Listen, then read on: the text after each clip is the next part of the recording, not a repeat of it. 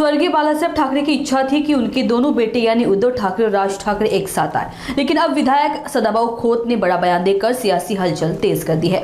खोत ने कहा कि मुख्यमंत्री देवेंद्र फडणवीस ने यह इच्छा पूरी करके अच्छा काम किया है।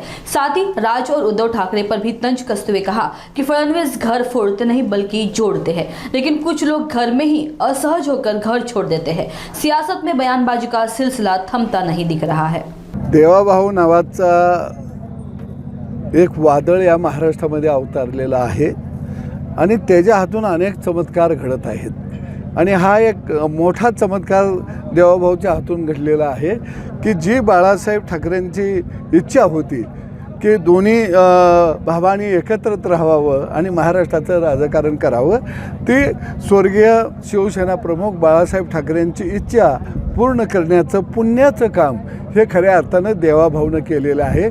आणि ह्यातून एक आता सिद्ध झालं की आम्ही घरं फोडत नाही तर आम्ही घरं जोडतो, पण काही लोक घरात लय त्रास होतो म्हणून देवाभाऊकडे पळत येत असतात, पण आम्ही घरं फोडत नाही। हा एक संदेश या महाराष्ट्रामध्ये या माध्यमातून दिला गेलेला आहे।